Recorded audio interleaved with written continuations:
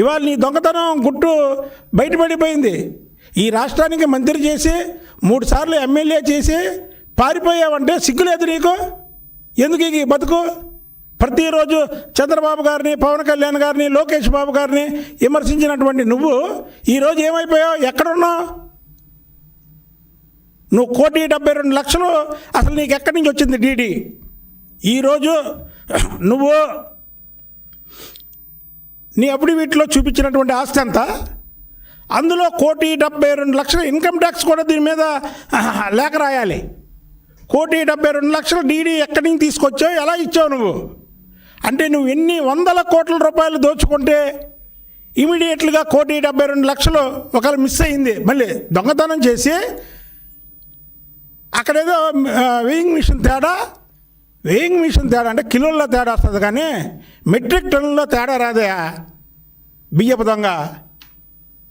మరి బియ్యం కూడా పేదలకు ఇచ్చే బియ్యాన్న దొంగతనం చేసేది నువ్వు. మళ్ళీ చెప్పేవన్నీ శ్రీరంగ నీతులు. మాట వస్తే మీడియా ముందుకు రావడం, మాట్లాడడం, నీ ఇష్టం వచ్చినట్టు ప్రేలాపనలో పేలడం. అసలు పేరిని నాని అనేటువంటి వ్యక్తి సమాజంలో తిరగడానికి అనర్హుడు. ఎందుకంటే ఇలాంటి పేద ప్రజల బియ్యాన్ని పందికొక్కలా మేసాడు కాబట్టి అతను ప్రజల్లో ఉండే అర్హత లేదు.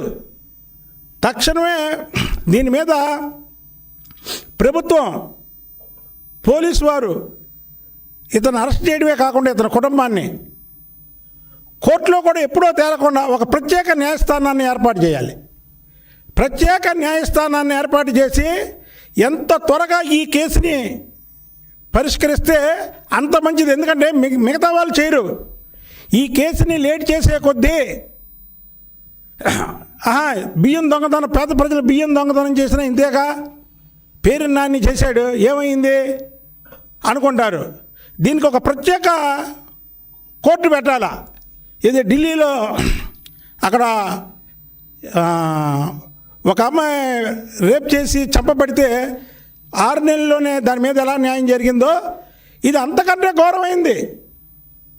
అది గౌరవం అనుకుంటే అసలు పేద ప్రజలకి ఇచ్చే బియ్యాన్ని కూడా నువ్వు దొంగతనం చేసి ఒక మంత్రిగా ఉండి, ఒక ఎమ్మెల్యేగా ఉండి 157 మెట్రిక్ టన్నుల బియ్యాన్ని దొంగతనం చేయడమే కాకుండా మళ్ళీ వెయింగ్ మిషన్లో తేడా వచ్చిందని 1,72,00,000 నువ్వు పంపించావంటే